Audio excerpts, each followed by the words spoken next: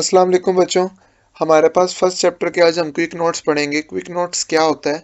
ये बेटा पूरे चैप्टर की क्रीम होती है। एक दफ़ा जब आप पूरे चैप्टर पढ़ लेते हो उसके बाद आप क्विक नोट्स पढ़ते हो और ये बेटा स्ट्रेटजी बड़ी ही मुफीद है।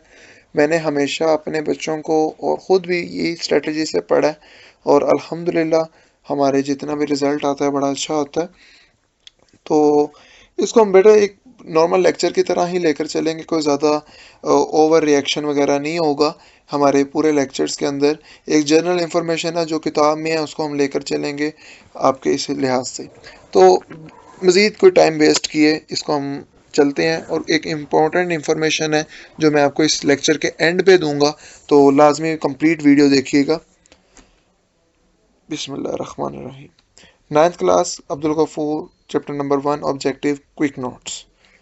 जनरल इन्फॉर्मेशन आपने क्या पढ़ी थी बेटा इस चैप्टर में कि आपके पास जो बायोलॉजी है वो ग्रीक वर्ड से मिलकर बने हुए हैं। दो वर्ड्स हैं, BIOS mean life, logos mean thought and reasoning, और डिवीजन बायोलॉजी की 3 होती हैं। जूलॉजी पहली है वो एनिमल्स को डील करता है, बॉटनी दूसरी है वो प्लांट्स को डील करती है, तीसरी बेटा माइक्रोबायोलॉजी है जो माइक्रो ऑर्गेनिज्म को डील करती है। इसके बाद ब्रांचेस आ जाती हैं आपके पास। मॉर्फोलॉजी जो form and structure of outer form and structure को पढ़ता है। अनाटमी इंटरनल स्ट्रक्चर को पढ़ता है। हिस्टोलॉजी माइक्रोस्कोपिक स्टडी है। बेटा ये चीज़ बड़ी ज़रूरी है। अगर हम वैसे स्टडी ऑफ टिश्यू करेंगे वो मॉर्फोलॉजी या अनाटमी में आ जाएगा। हिस्टोलॉजी में माइक्रोस्कोपिक स्टडी ऑफ टिश्यू होती है। सेल बायोलॉजी बेटा आपके पास सेल्स और ऑर्गेनेलिस को पढ़ते हैं, उनका फॉर्म स्ट्रक्चर वगैरह सारी चीज़ें। फिजियोलॉजी में आप टिश्यूज़ के ऑर्गन्स के फंक्शंस पढ़ते हो कि वो किस तरह से परफॉर्म कर रहे होते हैं। जेनेटिक्स के अंदर आप स्टडी ऑफ जीन्स करते हो और उनका रोल देखते हो इनहेरिटेंस में क्या है। एम्ब्रियोलॉजी के अंदर आप डेवलपमेंट ऑफ एम्ब्रियो जाइगोट से लेकर एम्ब्रियो जब तक कंप्लीट नहीं बनता उसको हम डेवलपमेंट को देखते हैं। टैक्सोनॉमी के अंदर आप लिविंग ऑर्गेनिज्म को क्लासीफाई करते हो on the basis of their similarities और उनके बाद उनको अप्रोप्रिएट नेम देते हो according to genus and their species names. Then we have the palaeontology. Palaeontology में बेटा आप स्टडी ऑफ फॉसिल करते हैं। फिर ब्रांचेस में अगर हम आगे जाएं तो इन्वायरमेंटल बायोलॉजी आता है आपके पास। इन्वायरमेंटल बायोलॉजी में आप ऑर्गेनिज्म और इन्वायरमेंट के दरमियान के रिलेशन को पढ़ते हैं। सोशल बायोलॉजी के अंदर आप सोशल बिहेवियर पढ़ रहे होते हैं। पैरासाइटोलॉजी के अंदर आप पैरासाइट्स को पढ़ते हैं। बायोटेक्नोलॉजी में प्रैक्टिकल एप्लीकेशन यूज़ करते हैं, ऑर्गेनिज्म को यूज़ करके लिविंग ऑर्गेनिज्म के लिए या ह्यूमंस के लिए फ़ायदे की चीज़ें बनाते हैं, लाइक इंसुलिन। इम्यूनोलॉजी के अंदर बेटा अगर हम बात करें तो हम इम्यून सिस्टम को पढ़ते हैं जो हमें बीमारियों से बचाता है। एंटोमोलॉजी के अंदर हम इंसेक्ट्स की स्टडी करते हैं। फार्माकोलॉजी के अंदर हम ड्रग्स और देयर इफेक्ट्स को देखते हैं। नेक्स्ट हमारे पास इंटरडिसिप्लिनरी साइंसेज है। What are interdisciplinary sciences? दो मुख्तलिफ साइंसेज की जो ब्रांच है उनको अगर हम इकट्ठा स्टडी करें तो इंटरडिसिप्लिनरी साइंसेज कहलाता है। For example biophysics. बायोफिजिक्स में बायोलॉजी और फिजिक्स को इकट्ठा पढ़ते हैं, जिस तरह मोशन ऑफ लिम्ब बायो में होती है और लीवर फिजिक्स में होता है। दोनों के अंदर न्यूटन के सेम लॉ लग रहे होते हैं। बायोकेमिस्ट्री के अंदर बायोलॉजी और केमिस्ट्री को इकट्ठा पढ़ते हैं, इसमें रिस्पायरेशन और फोटोसिंथेसिस आ जाता है। बायोमैथमेटिक्स में बायोलॉजी और मैथ्स को पढ़ते हैं, इसमें एक्सपेरिमेंटल डेटा आपके पास, फॉर एग्जांपल आपने कोई भी एक्सपेरिमेंट किया उसके एंड पर आपके पास न्यूमेरिकल वैल्यूज़ आती हैं और न्यूमेरिकल वैल्यूज़ को सॉल्व करने के लिए आपको मैथमेटिकल टेक्निक्स एंड टूल्स को यूज़ करना पड़ता है। बायोजियोग्राफी के अंदर बेटा आपके पास बायोलॉजी और जियोग्राफी को इकट्ठा पढ़ते हैं।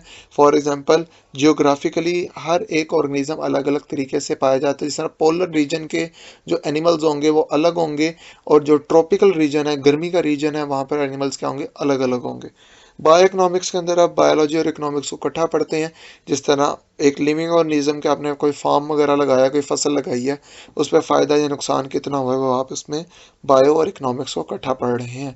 कैरियर इन बायोलॉजी बेटा एक्चुअली लॉन्ग क्वेश्चन में आता होता है, इंटरडिसिप्लिनरी भी लॉन्ग था, हमने चूंकि क्विकली पढ़ना है तो उसमें हम मेडिसिन में आप डायग्नोस और ट्रीटमेंट किया जाता है। सर्जरी के अंदर आप जो फॉल्टी पार्ट है उसको रिपेयर, रिमूव और रिप्लेस करते हैं। कोर्स आपके पास ये एमबीबीएस कहलाता है और इसको आप 12वीं के बाद ऑप्ट कर सकते हैं। ऑप्ट का मतलब चूज कर सकते हैं। फिशरीज आपके पास प्रोफेशनल स्टडी है फिश प्रोडक्शन की। कोर्स ये बेटा अगेन बैचलर्स के बाद यूज़ किया जाता है, आप चूज़ कर सकते हैं या जोलॉजी और फिशरीज करने के बाद मास्टर्स। नेक्स्ट हमारे पास बेटा एग्रीकल्चर आ जाता है। एग्रीकल्चर जो आपके पास है फूड क्रॉप्स और एनिमल जो ईटेबल एनिमल्स हैं, जो आप खा सकते हो एनिमल्स, उनको पढ़ता है कि उनको हम किस तरह से नंबर और क्वालिटी बढ़ा सकते हैं। ये कोर्स भी हम 12वीं के बाद ऑप्ट करते हैं। एनिमल हस्बेंड्री बेटा आपके पास एग्रीकल्चर को पढ़ती है और domestic agricultural and domestic animal breeding and their production, ये एग्रीकल्चर की ही एक आपके पास सब ब्रांच आती है। ये कोर्स हम 12वीं के बाद रखते हैं। हॉर्टिकल्चर में ऑर्नामेंटल प्लांट्स आते हैं। एग्रीकल्चर में बेटा क्रॉप्स वगैरह ज़्यादा आती हैं, हॉर्टिकल्चर में ऑर्नामेंटल जो आपके पास महंगे जो प्लांट्स होते हैं, ठीक है। द आर्ट ऑफ गार्डनिंग, और ये भी आप 12वीं के बाद रख सकते हैं। फार्मिंग में डेवलपमेंट ऑफ फार्म्स, जिसमें fish farm, dairy farm, poultry farm आता है। और ये जो कोर्स है बेटा आप एग्रीकल्चर या एनिमल हस्बेंड्री में बैचलर्स करने के बाद रख सकते हैं।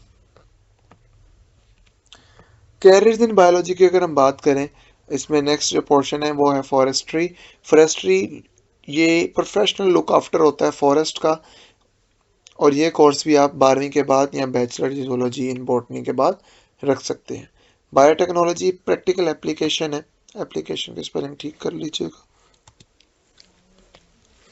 एप्लीकेशन है।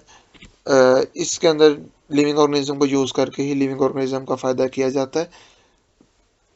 कोर्स ही हम 12वीं के बाद भी रख सकते हैं, बैचलर इन जूलॉजी बॉटनी के बाद भी आप बायोटेक्नोलॉजी को ऑप्ट कर सकते हैं।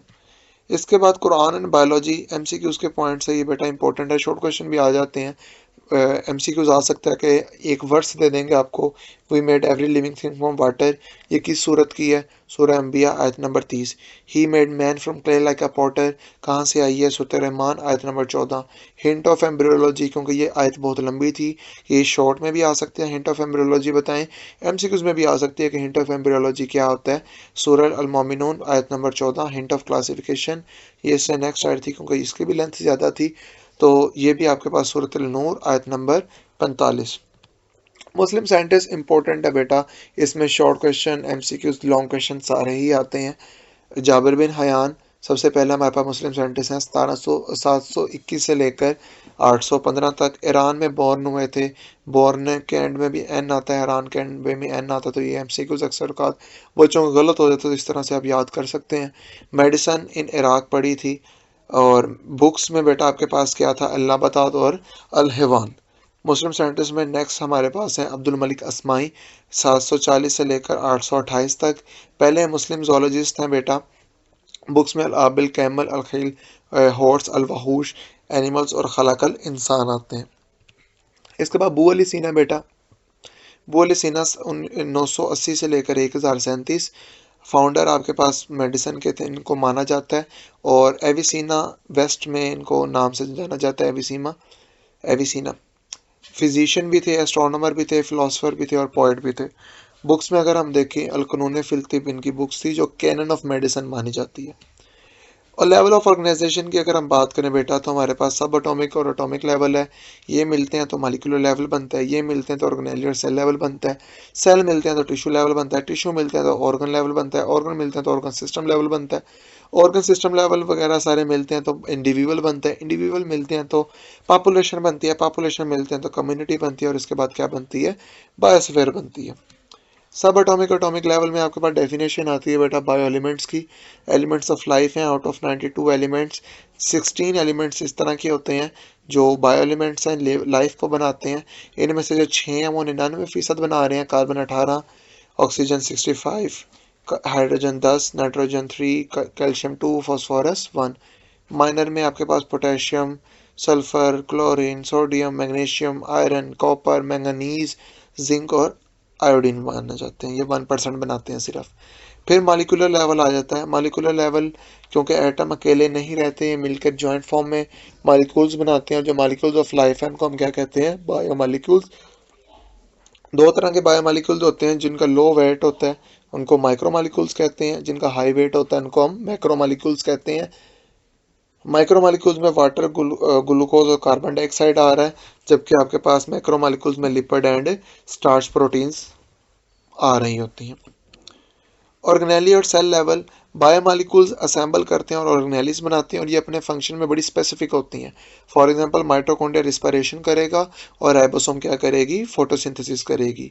यूनिट्स की अगर हम बात करें तो unit of structural unit of life, functional unit of life, दोनों ही सेल होते हैं बेटा।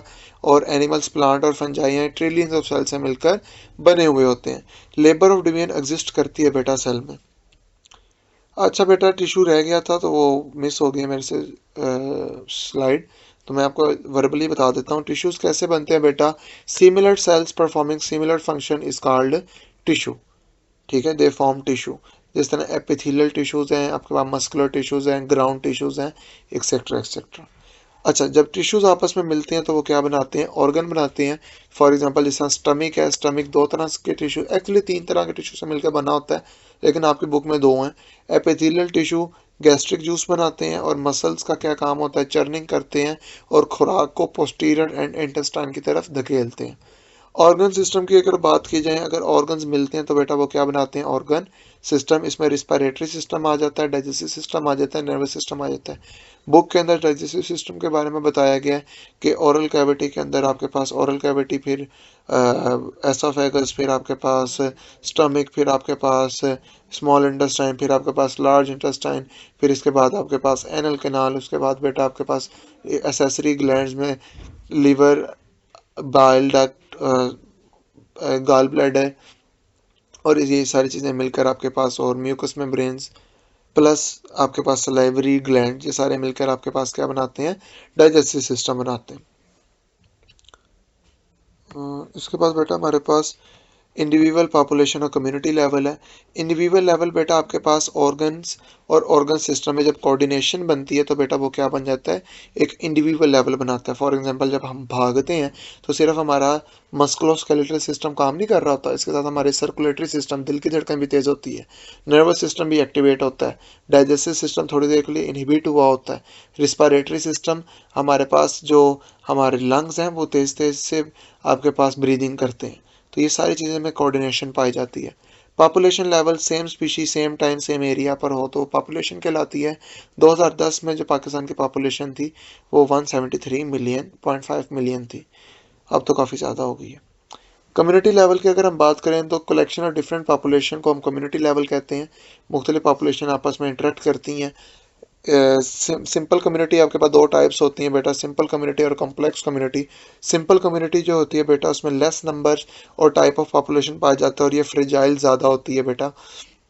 फॉर एग्जांपल एक फॉलन लॉग। कॉम्प्लेक्स कम्युनिटी बेटा इसमें नंबर ऑफ पॉपुलेशन भी ज़्यादा होती है और टाइप्स ऑफ पॉपुलेशन भी क्या होती हैं? ज़्यादा होती हैं, और ये बड़ी स्टेबल होती है, जिसमें पॉन्ड कम्युनिटी और फॉरेस्ट कम्युनिटी इसमें आ जाता है। बायोस्फीयर लेवल ऐसा अर्थ का वो पूरा पार्ट जो कम्युनिटीज़ ने इमिट किया हो, ऑलमोस्ट 20 किलोमीटर तक बायोस्फीयर लेवल चलता है, और इसके अंदर तमाम इकोसिस्टम आ जाते हैं। इसको जोन ऑफ लाइफ भी कहा जाता है। इसके बाद जो बॉक्सेस थे आपके, species, a group of similar organism, habitat, area where the organism live, parasites, ऐसे ऑर्गेनिज्म होते हैं जो फूड और शेल्टर होस्ट से लेते हैं और उसी को ही हार्म करते हैं। और इसके बाद बेटा आपके बायोलॉजिकल इश्यूज बड़े बड़े कौन से चल रहे हैं? डिजीज़ हैं, ड्रग हैं, पोल्यूशन है, पोल्यूशन की स्पेलिंग ठीक, पोल्यूशन है, और फिर बेटा आपके पास क्या आ जाती है? पॉपुलेशन है।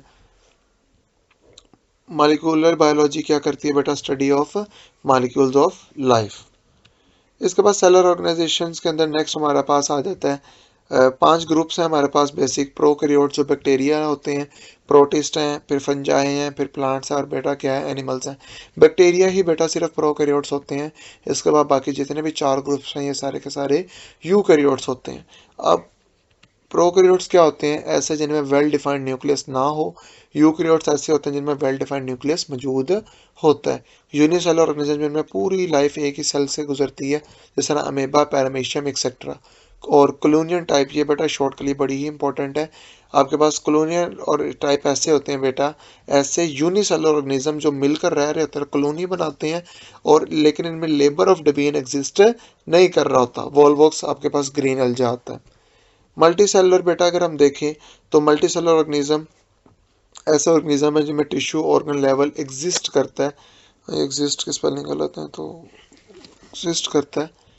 They have labour of division, for example frog and mustard. Mustard plants की अगर हम बात करें, इसका साइंटिफिक नेम ब्रासिका कैम्पेस्ट्रस है। इसको विंटर में सोन किया जाता है और इसके एंड ऑफ विंटर बेटा ये सीड दे देता है।